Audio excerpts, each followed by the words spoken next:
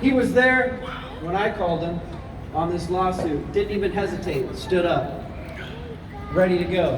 What can I do, James? When the recall supporters came to Kevin and said, how can you help us? He went all around the state and literally wrote the book on the governor's corruption in this state. Some of you guys have that book today. I can't imagine a candidate who has worked harder to stand up to what's wrong with California and trying to restore it to its rightful owners, the people of California.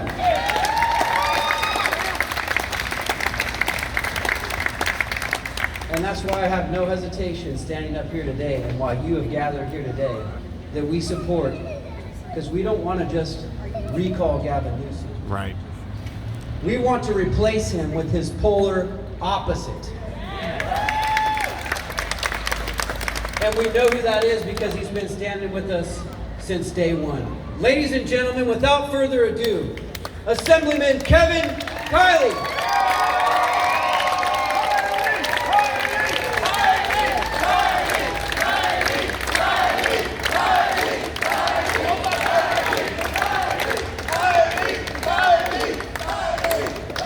I'm glad you used my last name. There's quite a few Kevins in the race.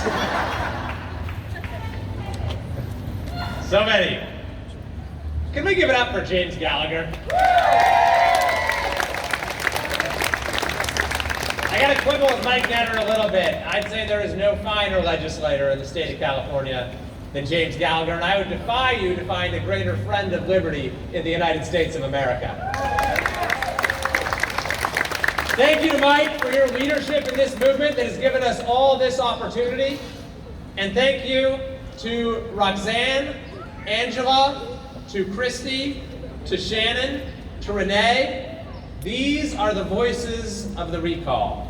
The greatest citizens movement in California history, the most diverse citizens movement in California history, a movement that will change California history. And thanks to all of you for being in the fight. It's good to be in LA. I can't. No, it's not. Oh, man. Well, there's a heck of a lot better than the other venues for our rallies. But look, I grew up in the Sacramento area, but I spent 5 years of my life here. Long enough to become a Clippers fan, but not quite long enough to bring myself to root for the Lakers. I moved here after college to be a high school teacher. Yep. I joined Teach for America and was hired at Manual Arts High School as an employee of the Los Angeles Unified School District. Oh, Lord. Oh, Lord. My mom was also a teacher. She spent most of her career teaching special ed, which I truly consider to be God's work. When I ran for the legislature, my first priority was to fight for educational opportunity because I knew firsthand that far too many kids are trapped in failing schools. When I was elected, my very first bill was about school choice. School choice. The bill was considered in the Education Committee in May of 2017, and we heard testimony from a woman named Kashara. Kashara had faced much adversity in life, had been homeless, but did everything she could to provide a decent education for her 7-year-old son, Makai.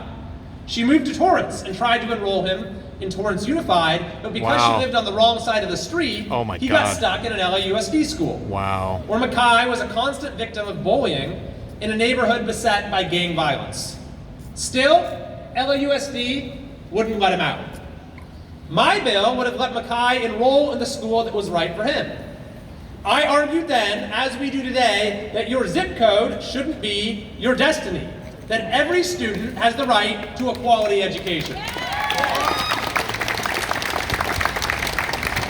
And yet, when the bill came to a vote in the Education Committee, it failed. 3 members voted yes, 4 voted no, Oh my and God. Makai was stuck in LAUSD.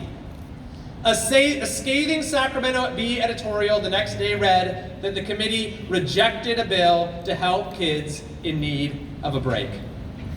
Since then, things have only gotten worse at our capital and in our schools. Yep. Before COVID, California ranked 49th out of 50 for education outcomes in low-income communities. During COVID, we abandoned those communities altogether, as we were 50th out of the 50 states in getting kids back to the classroom. Terrible. This is the central reality of education politics in California. It's not about the kids. It's never about the kids.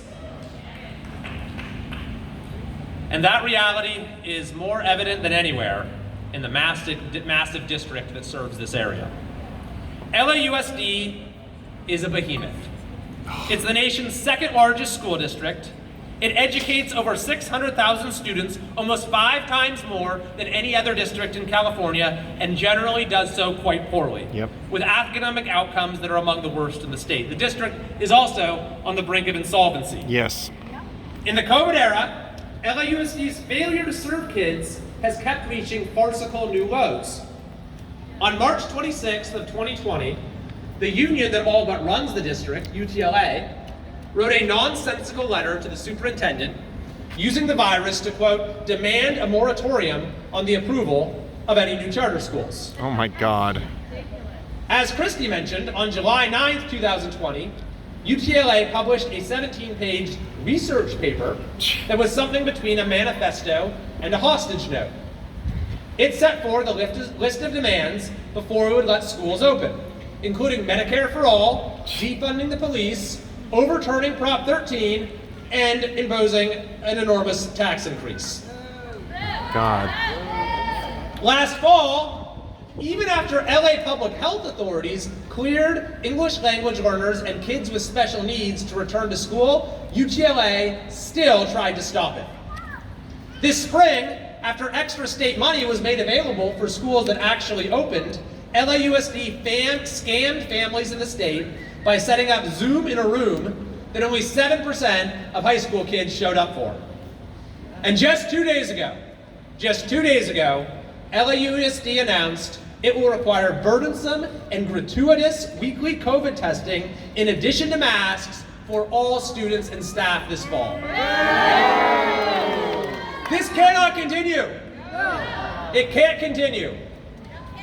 It is impossible to achieve education success in California if LAUSD keeps failing so many students. That is why today I am calling to break up the Los Angeles Unified School District. Yeah! As governor, I will ask for a LAUSD breakup bill on my desk by the end of the year. The new districts will be of manageable size and responsive to their communities. Yes. They can be guided by the same principles that have made charter schools a success. Freedom from the constraints of the state education code, freedom from the master union contract, and accountability for student learning outcomes.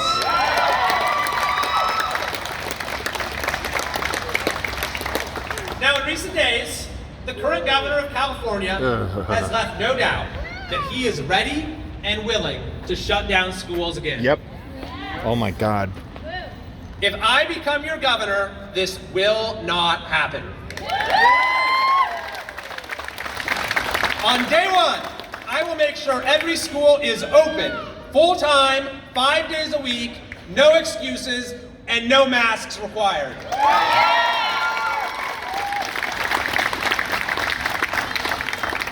And I'll do something else on day one. On minute one, I will end the state of emergency. Yeah! That wipes out every related state and local order automatically. Thank you. Yes. Now, this governor loves executive orders, doesn't he? Loves it, but here's the thing about executive orders. You can undo them with executive orders. As your governor, I will unwind Gavin Newsom's one-man rule in one fell swoop. For every executive action Gavin Newsom has taken to violate our rights and diminish our freedoms, I will take executive action to restore those rights and defend those freedoms. And all these menacing state agencies, CARB, the Water Board, the EDD, the Department of Public Health, I will tame them with a new directive. Serve the people of California. Don't harass them, don't harangue them, don't run their lives, don't ruin their lives.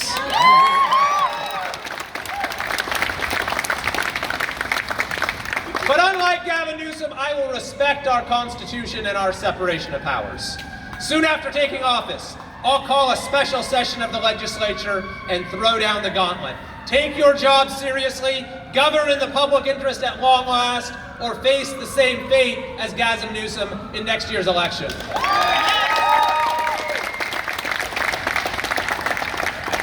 Now, LAUSD's dismal performance comes despite massive spending. So much money. When your child is funded at $26,000 per year, yet she still isn't taught to read, that is a sign your government is fundamentally broken. Yep. Yeah. That's right. And there are other signs. When you pay the highest gas taxes while driving over the deepest potholes, your government is broken. When you pay for billions more in homelessness spending, you'd have to wade through tent cities just to get to the beach, your government is broken. When you get a good job and work hard, yet can't afford a down payment on a house till your 40s, your government is broken. When you live in fear that your light switch won't work or your community will burn down, your government is broken. Yep. When you're told to take a shorter shower as water flows abundantly into the ocean, your government is broken. When you walk down public streets that double as restrooms and injection sites, your government is broken. When you watch calculator-wielding thieves rob department stores in broad daylight, waving at the security camera on the way out, your government is broken. When your job is deemed inessential, and then your unemployment check flies over your mailbox and lands in a state prison, your government is broken.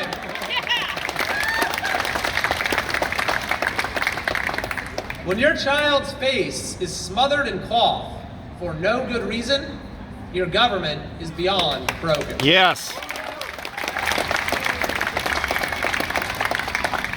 Everywhere you look, it is the same story. As Californians, we sacrifice the most and we get the least in return. Yep.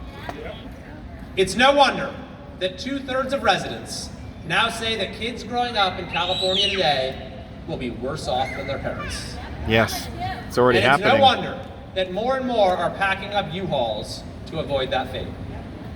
This used to be the state where anyone could get ahead, where the full glory of the American dream was realized. It's now the state that so many can't wait to leave behind. That is the California tragedy. So how did this happen?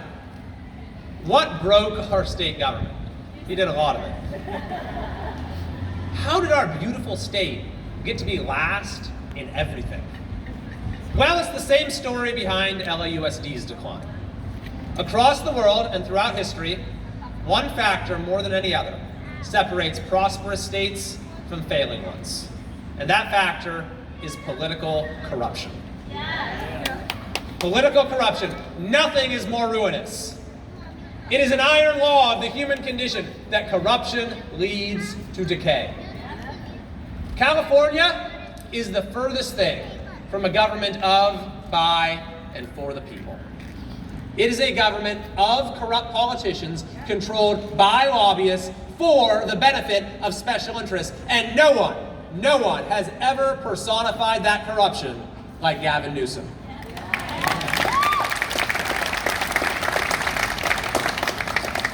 As long as dictionaries are printed, the first entry under the word hypocrisy will always be the French Laundry. But what was even more revealing about that night was the company our governor keeps. A table full of lobbyists. They wine him, they dine him, they elect him, they own him. They've given him $36 million, helped him raise that for this recall alone, And it makes sense. When buying politicians is your business model, you'll pay anything to stop a citizens' movement. PG&E, to take one example. You heard of them? Yes. PG&E was behind Gavin Newsom's rise to power in San Francisco. As they've given us one catastrophe after another, wildfires, blackouts, felonies, they've given Gavin Newsom more money than any other politician. They even pay his wife's salary. Wow. It was massive unions, Newsom's biggest Disgusting. funder, that instructed him to sign and ruthlessly enforce one of the most corrupt laws in American history, AB 5, which put thousands upon thousands of independent contractors here in LA out of work, destroyed their livelihoods. And during COVID-19, Newsom took this corruption to new levels. Huge no-bid contracts were awarded to the governor's top donors. Powerful interests, including Hollywood, as we heard from Angela, were exempted from lockdowns as small businesses died in droves. But worst of all, of course, in what may be the political crime of the century, this governor expelled millions of kids from their classrooms, longer than any state, while his own kids were in in-person private school. He inflicted untold harm on a generation of young people. He lowered your child's life expectancy just so he could keep getting money from teachers' unions, perhaps for a future White House bid. We're making sure that doesn't happen. Please. If that isn't a betrayal of the public trust, I don't know what is. If that isn't grounds for removal, I don't know what is. Time and again, my friends, the Newsom regime has proven the truth of that famous expression. Power corrupts, absolute power corrupts. Absolutely. Absolutely. Corruption was already causing California's decline, but Gavin Newsom's absolute corruption has brought that decline to a total free fall. California has had the worst COVID-19 experience of any state. If our outcomes matched Florida's, millions more kids would have been in school, hundreds of thousands more workers would be employed, and thousands more people would be alive. That's right. Proverbs tells us where there is no vision, the people perish. In Gavin Newsom's California, there's been no vision, that's for sure. But it's not because he's blind. This governor drove our state off a cliff with eyes wide open. The recall then is about one thing, and it's about everything. Rooting out corruption and restoring integrity to state government. Yes. If I am elected, the order of the day will be back to basics. Pave our roads, store our water, manage our forests, maintain our grid, fund our police, do the things government is supposed to do. Do them well and do nothing else.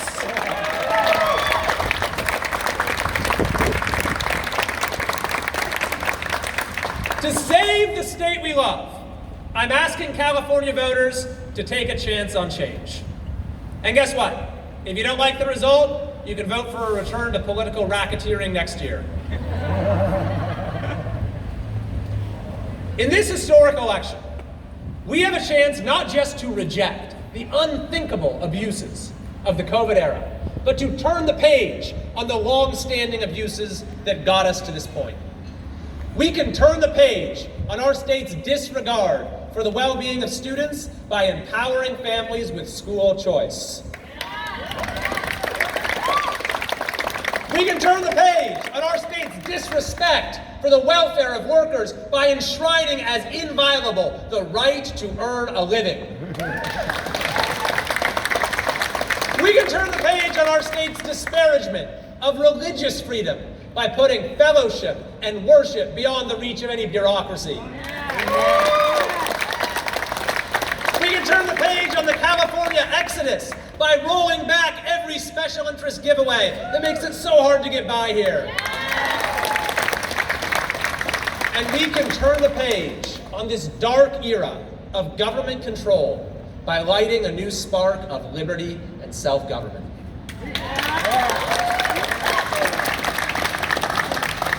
Self-government. This is the moment to rekindle that great American innovation. to renew the meaning of we the people. Here's the thing.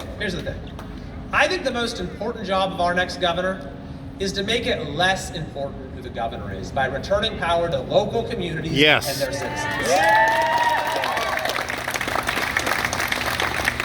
Less power in the governor's hands means more power in your hands to live your life as you see fit and to have your say in our shared future.